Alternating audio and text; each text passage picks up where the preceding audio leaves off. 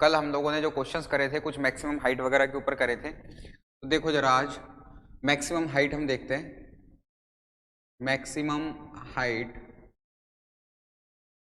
For complementary angles theta and theta 90 minus theta, ये कौन से एंगल्स हैं?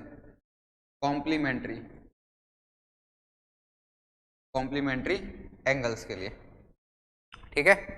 तो कॉम्प्लीमेंट्री एंगल्स के लिए अगर मैं देखूंगा तो देखो जरा, फॉर थीटा h1 की वैल्यू होगी you square sine square theta upon का 2g फर्स्ट, और जो सेकंड होगा h2 वो होगा यू स्क्वायर, ये किसके लिए बेटा? फॉर 90 माइनस थीटा के लिए, you square sine square 90 minus theta upon का 2g। बेटा दोनों को डिवाइड करूंगा तो जो मेरे को h1 बाई h2 मिलेगा वो क्या मिलेगा? U square sine square theta upon का 2g अपॉन में u square cos square theta upon का 2g। बेटा यू स्क्वायर से यू स्क्वायर 2g से 2g, तो ये बच जाएगा साइन स्क्वायर थीटा अपॉन का cos square theta equals to h1 by h2। और बेटा ये h1 बाई h2 में सीधा लिख सकता हूं, ये होता है tan स्क्वायर थीटा, ठीक है। तो फॉर कॉम्प्लीमेंट्री एंगल्स मैं लिख सकता हूं कि h1 बाई जो h2 की वैल्यू होगी वो कितनी होगी? tan स्क्वायर थीटा होगी, ठीक है ना। चलो अगर ये सारी चीजें हम कर सकते हैं या हमें पता है तो कुछ आगे बढ़ते हैं, काइनेटिक एनर्जी के बारे में बात करते हैं। वैसे तो काइनेटिक एनर्जी जो टोटल एनर्जी होगी वो through out the projectile motion क्या रहेगी? कांस्टेंट रहेगी, यानी पूरे प्रक्षेप गति के दौरान क्या रहेगी? नियत रहेगी, ठीक है। चलो देखते हैं जरा हाईएस्ट पॉइंट के ऊपर क्या क्या होता है, क्या क्या रहता है, मैं चेक करते हैं। मिटा दूं इसको,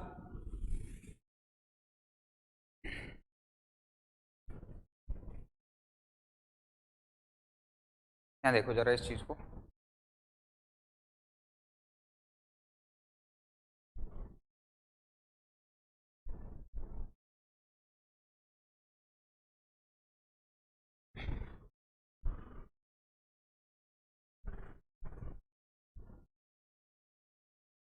यहाँ देखो, देखो मान लो ये प्रोजेक्टाइल मोशन है बेटा ऐसा, ठीक।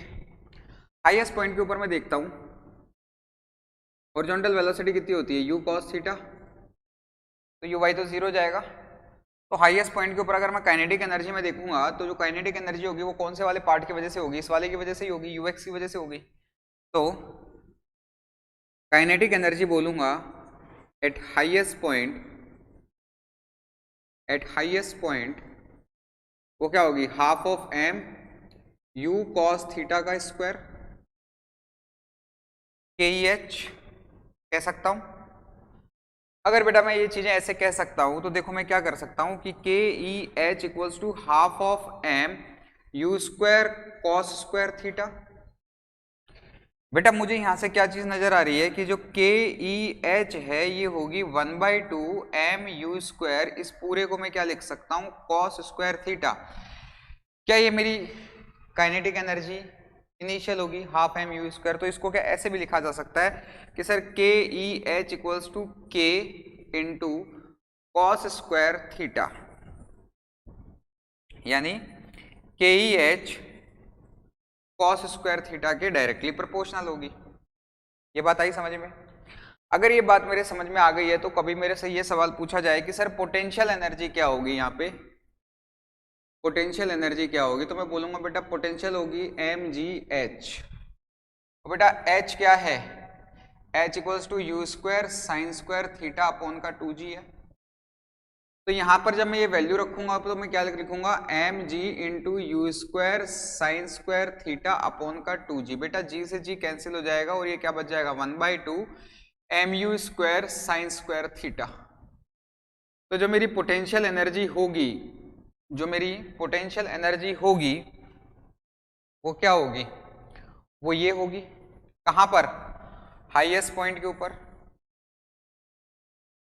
फिर मेरे से कोई यूं पूछे कि सर मुझको ये बताओ जरा टोटल एनर्जी क्या होगी, तो अगर मैं टोटल एनर्जी की बात करूंगा तो बेटा जो total energy at highest point होगी, total energy at highest point होगी वो किसके इक्वल होगी, potential energy at highest point, kinetic energy at highest point. तो यहाँ पर अगर मैं दोनों को ऐड करूंगा 1/2 mu square sine square theta plus half mu square cos square theta, तो दोनों को बेटा ऐड किया जाएगा तो हाफ ऑफ mu स्क्वायर तो आ जाएगा बाहर, अंदर रह जाएगा sine square theta plus cos square theta, यानी ये वैल्यू तो 1 होती है, ये आ जाएगा half of mu square total energy eight h। तो बेटा हमने बोला था ये क्या रहती है, कांस्टेंट रहती है, यहां निकालोगे तो भी यही आएगी, यहां निकालोगे तो भी यही आएगी, जहां भी निकालोगे यही आएगी।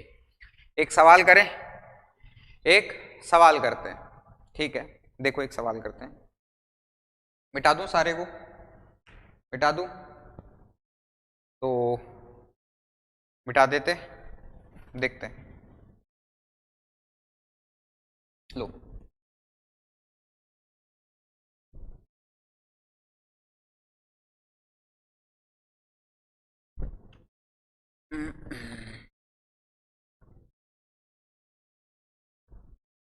एक क्वेश्चन करते हैं,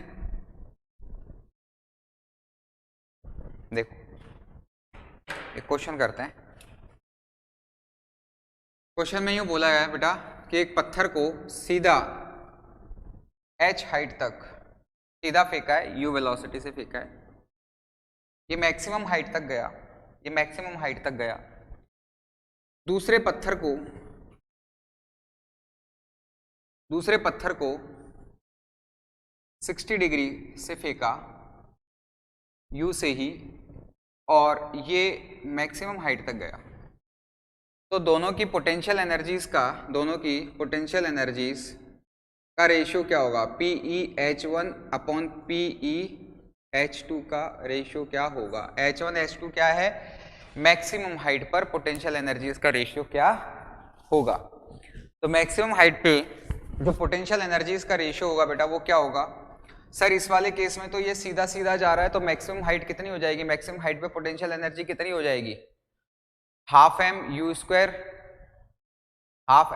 square sine square theta. Theta कितना जा रहा है इस वाले केस में, हॉरिजॉन्टल से 90 जा रहा है कि नहीं जा रहा है। तो सर मैं क्या लिख सकता हूँ यहाँ पे, क्या मैं यहाँ पे लिख सकता हूँ कि PeH1 तो होगी हाफ ऑफ mu स्क्वायर, ये वैल्यू हो जाएगी साइन 91।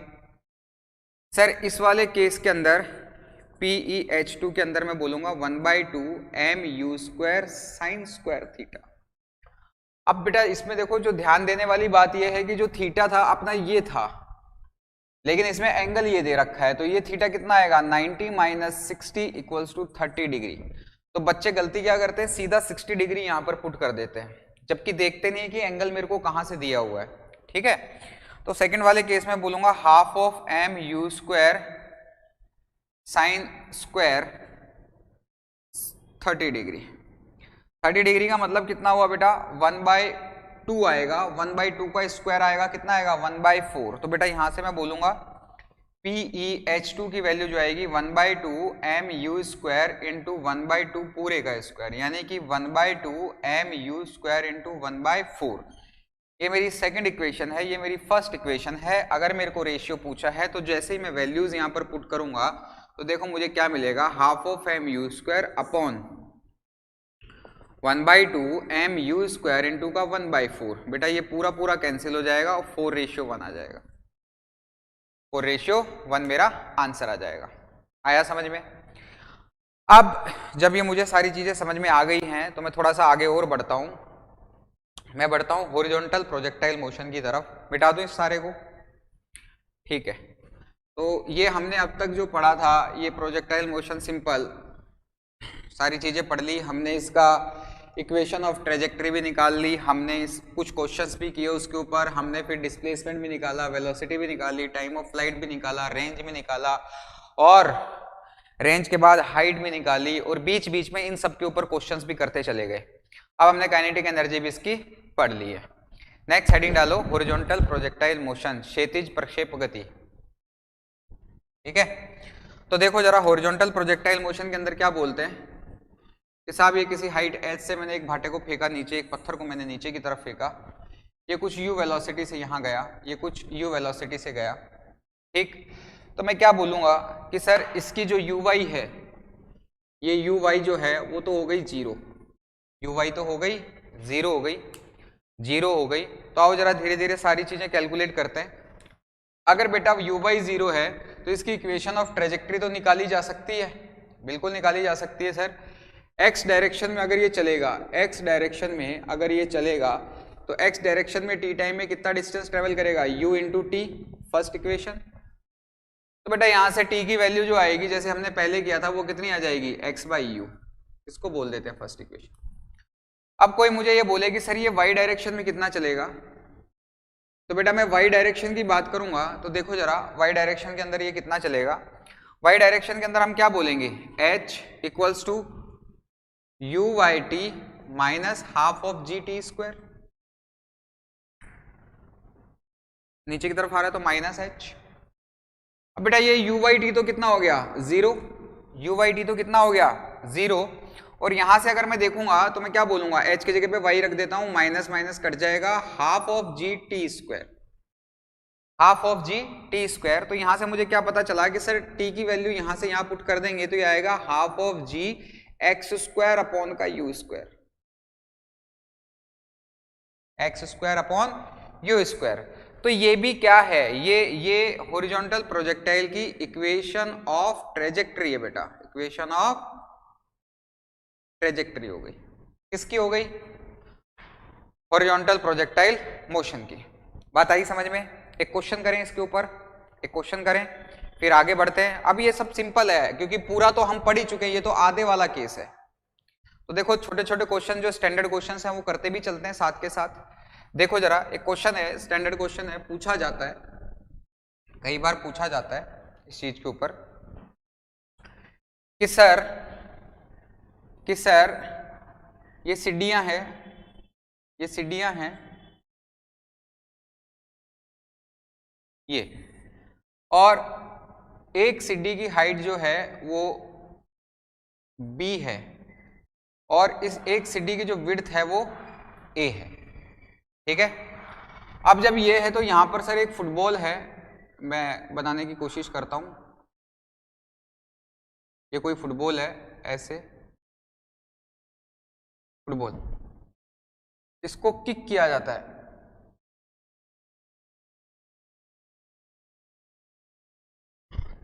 राइटिंग तो खराब है, ड्राइंग भी खराब है, पर फिर भी तो ये उड़ती उड़ती उड़ती उड़ती उड़ती यहाँ पे आ जाती है बेस पे। सवाल को समझते चलो, ये जो फुटबॉल है ये उड़ती उड़ती उड़ती यहाँ पर आ जाती है। क्वेश्चन को समझो, स्टैंडर्ड क्वेश्चन है, सब कराते हैं, हम भी कराएंगे, हम भी कराएंगे। तो बेटा क्या होता है कि ये सर उड़ती उड़ती यहाँ पर आ गई, तो हमको फाइंड क्या करना है, u वेलोसिटी से कुछ इसको मारा था, यहाँ से u वेलोसिटी से इसको कुछ किक की थी, तो ये उड़ती यहाँ पर आ गई। तो नंबर ऑफ स्टेयर्स, सीढ़ियाँ कितनी होंगी, कितनी सीढ़ियों के बाद ये यहाँ पर आएगी, तो वो n की वैल्यू हमें, नंबर ऑफ स्टेयर्स हमें कैलकुलेट करनी है, नंबर ऑफ स्टेयर्स हमें कैलकुलेट करनी है। तो कर लेते हैं, कोई बड़ी बात नहीं है। सर मेरे पास इसकी जो इक्वेशन ऑफ ट्रेजेक्ट्री की इक्वेशन है वो ये है, क्या है वो ये है। तो सर मुझे इसके अंदर देखो सब कुछ पता है, बस पता क्या नहीं है, बस मुझे जो चीज नहीं पता है वो ये है कि मुझे नेट x की वैल्यू नहीं पता और नेट y की वैल्यू नहीं पता। तो मैं क्या बोलता हूं कि एक सीढ़ी की विड्थ बेटा a है, तो n सीढ़ियों की विड्थ कितनी होगी, विड्थ ऑफ n स्टेयर्स वो कितनी होगी, n इंटू a, na। ये मेरी बात समझ में आई। एक सीढ़ी की विड्थ कितनी है, एक सीढ़ी की विड्थ है a, तो n सीढ़ियों की कितनी होगी, na। तो बेटा ये जो हॉरिजॉन्टल डिस्टेंस जो मुझे मिला ये कितना मिला, na मिला। वैसे ही बेटा हाइट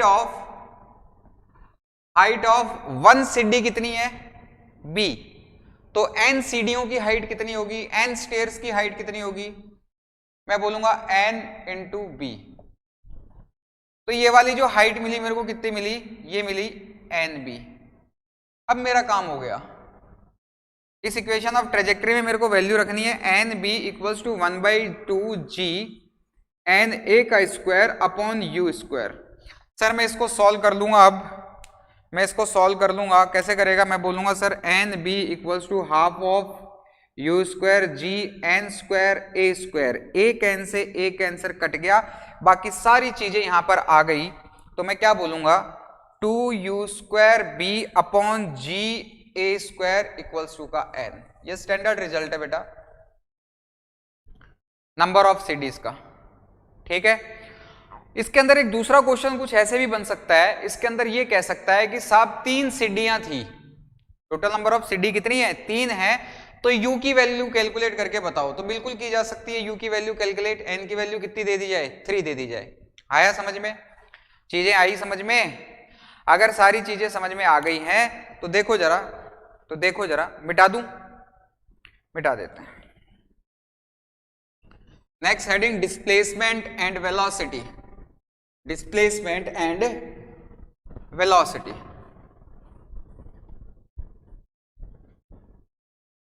डिस्प्लेसमेंट एंड वेलोसिटी, तो देखो जरा, डिस्प्लेसमेंट एंड वेलोसिटी, यहां पर बात की जाए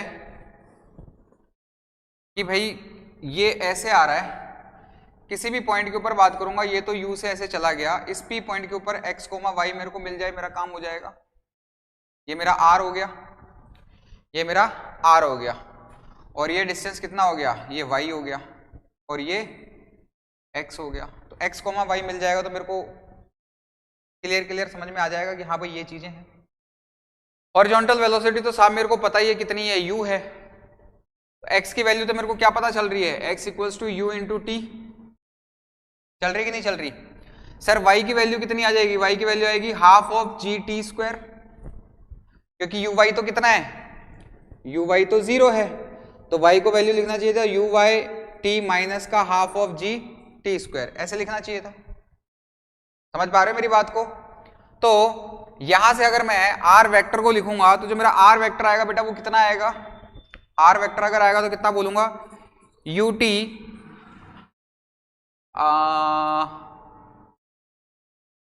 हाँ ठीक है, ut आई कैप माइनस का half of g t square J cap. Sir magnitude की बात करेंगे, मैग्नीट्यूड की बात करेंगे तो अंडर रूट ऑफ ut का square plus half of g t का स्क्वायर पूरे का। सर अगर डायरेक्शन की बात करूं, हॉरिजॉन्टल से एंगल अल्फा है, तो मैं क्या बोलूंगा कि डायरेक्शन कितनी आ जाएगी, tan अल्फा बेटा कितना आएगा, tan अल्फा आएगा y बाई एक्स, तो y कितना है half of g t square upon का ut। क्लियर हो गया? सेम कंडीशन बेटा इस पॉइंट के ऊपर अगर वेलोसिटी पूछ ली जाए v की वैल्यू, तो v की वैल्यू कितनी आ जाएगी भाई, v की वैल्यू अगर मेरे से पूछ ली जाए, जैसा कि हमने पहले भी किया था, डिस्प्लेसमेंट भी निकाला था, अगर कोई मेरे को v की वैल्यू पूछ ले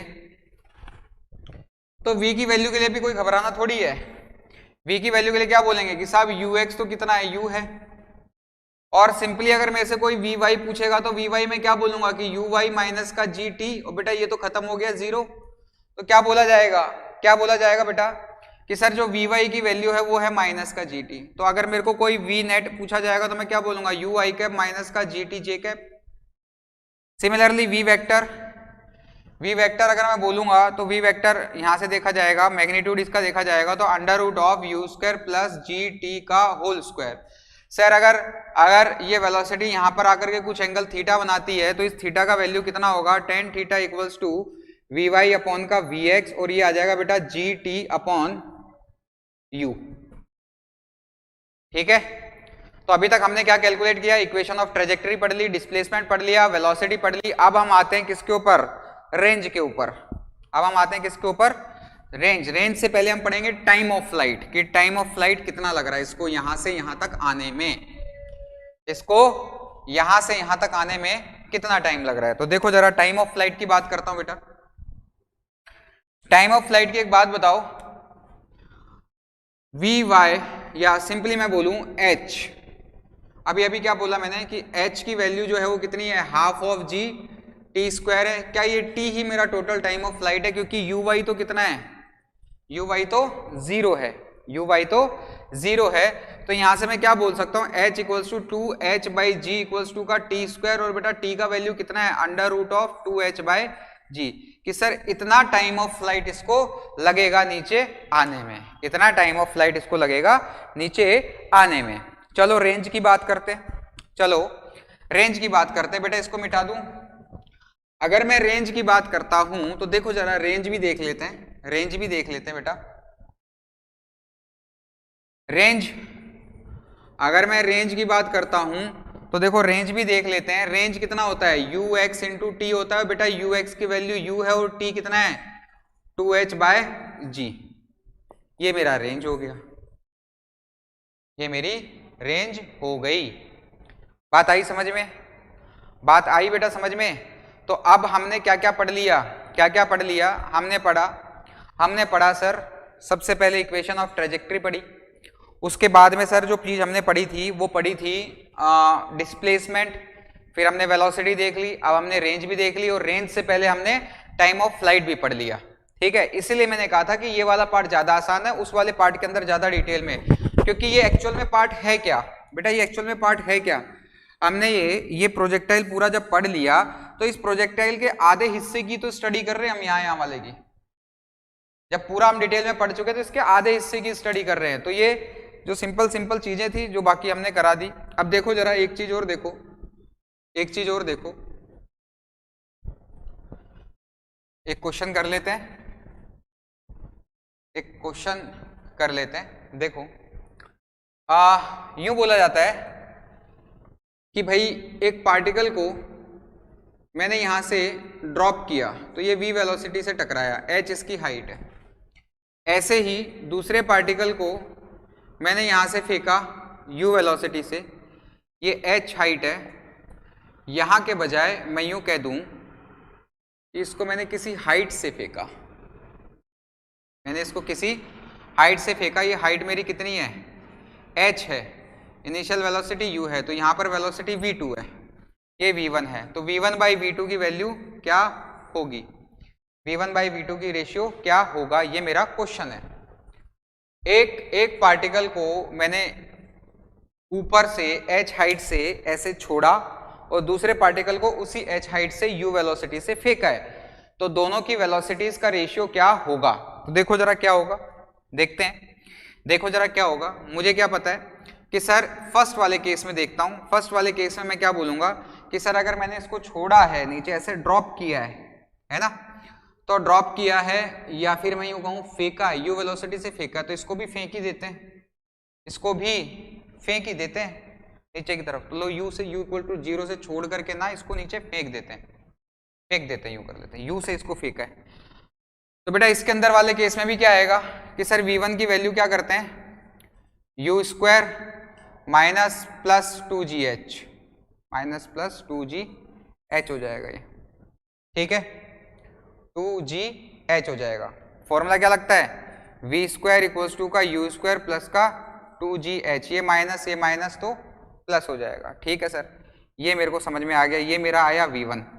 सिमिलरली इस वाले केस में मैं ये देखूंगा कि ये v स्क्वायर है, ये है, तो यहाँ पर भी अगर बात की जाएगी ये vy हो गया, ये vx हो गया, और ये पर्टिकुलर हाइट ये हो गई, ये एंगल थीटा मेरा हो गया। तो यहाँ से अगर मैं देखूंगा नेट v की जो वैल्यू आएगी वो कितनी आएगी, you I cap plus plus plus नीचे की तरफ आ रहा है तो माइनस का बेटा क्या लिखा जाएगा, vx माइनस vy का j कैप।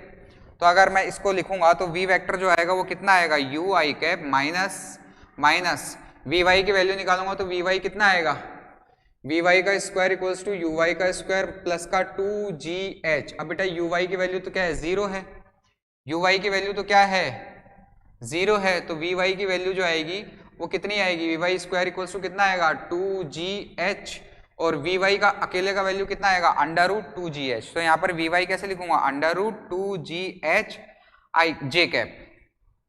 समझ में आया।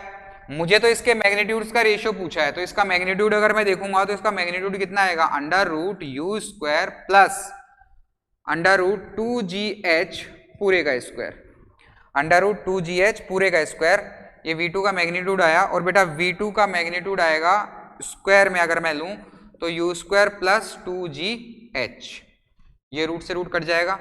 बेटा मेरे को v1 square by v2 square निकालना है, तो ऊपर भी u स्क्वायर प्लस 2gh आ गया और नीचे भी u स्क्वायर प्लस 2gh आया, यानी कट पिट के मेरे को v1 square by v2 square की वैल्यू क्या मिली 1:1, यानी सर v1 बाई v2 का जो मैग्नीट्यूड आएगा वो 1:1 आएगा, 1:1 आएगा। ठीक है बेटा, तो ये हमने हॉरिजॉन्टल प्रोजेक्टाइल मोशन को पढ़ा है। अब इंक्लाइंड, किसी इंक्लाइन के ऊपर प्रोजेक्शन जो होगा वो नेक्स्ट क्लास में पढ़ेंगे, लेकिन वो नीट के अंदर शायद है नहीं। आप लोग एक बार चेक करता नेट के ऊपर, जहां तक मेरे को पता है नीट के अंदर ये है नहीं, पहले एम्स में था लेकिन अब नीट और एम्स इकट्ठे हो गए हैं। हाँ, जेई के प्रोस्पेक्टिव से नेक्स्ट लेक्चर के अंदर हम उस चीज को पढ़ेंगे। ठीक है, थैंक यू।